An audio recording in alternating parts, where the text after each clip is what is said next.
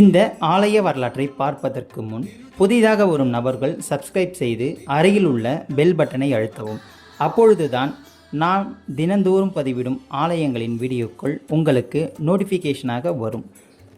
பிடித்திருந்தால் லைக் பண்ணவும் மற்றும் ஷேர் செய்யவும். வாருங்கள் இந்த ஆலயத்தின் மகிமையை பார்க்கலாம். தெய்வங்களை உணரும் ஆன்மீக பயணத்தில் இன்று நாம் தரிசிக்கும் ஆலயம் காஞ்சிபுரம் மாவட்டம் திருப்புலிவனம் அருள்மிகு ஸ்ரீ வியாக்கரபுரீஸ்வரர் திருக்கோவில். இங்கு சிவபெருமான் சுயம்பு லிங்கமாக அருள்பாலிக்கிறார். லிங்கத்தின் மீது புலியின் பாதங்கள் படிந்துள்ளன. சிவனின் விலா எலும்பும் தெரிகிறது. லிங்கத்தின் மேல் பாகத்தில் ஜடாமுடி உள்ளது. ஆவுடையார் சதுர வடிவில் தாமரை மீது அமைந்துள்ளது. இந்த கோவில் சுமார் 1500 ஆண்டுகளுக்கு முன்னரே தீர்மானிக்கப்பட்டதாக இருக்க வேண்டும். பல்லவர்கள் காலத்து கட்டுமான பணியே பிரதானமாக உள்ளது. 2 புண்ணிய காலங்களிலும் இங்குள்ள சூரியன் சிலையின் நிழல் சாயாமல் நேராகவே சுவரில் விழுவது ஒரு தெய்வீக அதிசயம். வியாக்கரபாதர் சித்தர் வரலாறு.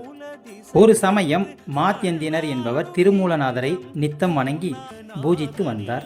வண்டுகள் தேனை உறிஞ்சி மலர்களை சேதப்படுத்தும் முன்னர் அதிகாலையிலேயே எழுந்து நந்தவனம் சென்று மலர்களை பறித்து வந்து பெருமானை பூஜித்து வழிபட்டு வந்தார். ஒரு நாள் பனிப்பொழிவின் காரணத்தால் கால தாமதமாக மலர் பறிக்க சென்ற பொழுது அங்குள்ள மலர்கள் அனைத்தும் வண்டுகளால் சேதமுற்றியிருப்பதைக் கண்டு மிகவும் மனம் வருந்தி அழுதார். அப்பொழுது மாத்யந்தினா, ஏன் அழுது புலம்புகின்றாய் என்று அசரீரியாய் கேட்க, மாத்யந்தினர், பெருமானே, தேவரது பூஜைக்கு தூய்மையான மலர் கிடைக்காமல் வருந்துகின்றேன். ஆதவன் எழும் முன்னர் மலர் பறிக்கச் சென்றால் இருளில் கண்கள் தெரிவதில்லை. பொழுது விடிந்த பின் சென்றால் மலர்களை வண்டுகள் சேதப்படுத்தி விடுகின்றன. ஆதலால் துன்புற்று வருந்துகின்றேன் என்று கூறினார்.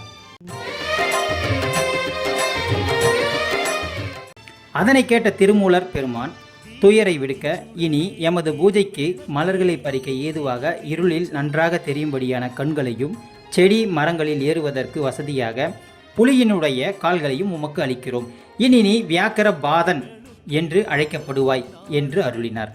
பிறகு வியாக்கரபாதர் மகாதேவருக்கு வடபால் முத்தீஸ்வரர் என்னும் பெயரால் லிங்கம் சுவாபித்து வணங்கி வந்தார். அவருடைய முக்தி காலம் வருவதை அறிந்து அவர் இறைவனிடம் 2 வரம் கேட்கின்றார். தன்னுடைய பெயருடன் இறைவனுடைய பெயர் சேர்ந்து வர வேண்டும் என்று வேண்டிக் கொண்டார். ஆதலால் இறைவருக்கு வியாக்கரபுரீஸ்வரர் என்று பெயர் அமையப்பெற்றது. எனக்கு சிங்கத்தின் மேல் தட்சிணாமூர்த்தியாக காட்சி அளிக்க வேண்டும் மற்றும் இந்த நாட்டை ஆண்ட ராஜாவிற்கு குழந்தை வரம் அருள வேண்டும் என்பது சித்தருடைய கோரிக்கை. வரம் அளிக்கப்பட்டது. இங்கு சித்திரை மாதம் பௌர்ணமி ஆண்டு வந்து வழிபட்டு வந்தால் குழந்தை வரம் கிடைக்கப் பெறுவர் என்பது இந்த திருக்கோயிலுடைய தனிச்சிறப்பு. தட்சிணாமூர்த்தி ஒரு காலை சிங்க வாகனத்தில் வைத்துள்ளார். மற்றொரு கால் வழக்கம் போல் முயலகன் மீது இருக்கிறது. இந்த அமைப்பை வேறு எங்கும் காண இயலாது. இவரை ராஜயோக சிம்ம தட்சிணாமூர்த்தி என்கிறார்கள். இவரை அர்த்தநாரீஸ்வர தட்சிணாமூர்த்தி என்றும் சொல்வார்கள்.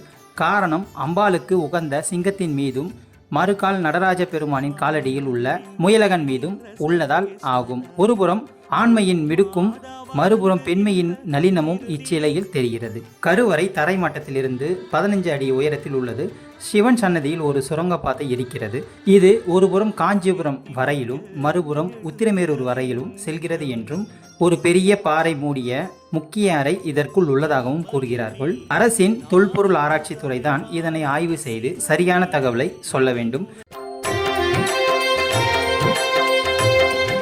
சிவன் சன்னதிக்கு பின்னால் உள்ள பெருமாள் சன்னதியில் திருமால் நின்ற கோலத்தில் உள்ளார். இதன் அருகில் ஒரு தூணில் நரசிம்மர் சிற்பம் நின்ற கோலத்தில் செதுக்கப்பட்டுள்ளது. கோவிலின் முகப்பில் முருகப்பெருமான் சிலையும் அழகிய விநாயகர் சிலையும் உள்ளது. விஷ்ணு துர்க்கை, பைரவர், சண்டிகேஸ்வரர், நவகிரக சன்னதிகளும் உள்ளன. ஆதிசங்கரர் சனாதன தர்மத்தின் ஷண்மதங்களை வழிவகுத்து தந்தார். இந்த திருத்தலத்தில் ஷண்மதங்களுக்கான தெய்வங்களும் உள்ளது. இந்த திருத்தலம் அனைத்து ராசியினருக்கும் பரிகார ஸ்தலமாகும். விவாகம் நடக்க, பதவி உயர்வு, குழந்தை பாக்கியம் பெற, நவகிரக தோஷம், நாகதோஷம் நீங்க, பணி தொழில் விருத்தி பெற, அரசியல் ஈடுபாடு உள்ளவர்கள், பதவியில் உள்ளவர்களுக்கு ராஜயோகம் பெற வரமளிக்கும் தலமாகும். இந்த ஆலயம் காலை 6 மணி முதல் 11 மணி வரையிலும் மாலை 4 மணி முதல் இரவு 8 மணி வரையிலும் திறந்திருக்கும். இதுதான் இந்த ஆலயத்தினுடைய பெருமைகளாகும். இந்த ஆலயத்தின் வரலாறு உங்களுக்கு பிடிக்கும் என்று நான் நம்புகிறேன். மறக்காமல் சப்ஸ்கிரைப் செய்யவும். மீண்டும் அடுத்த பதிவில் நான் உங்களை சந்திக்கின்றேன். நன்றி, வணக்கம்.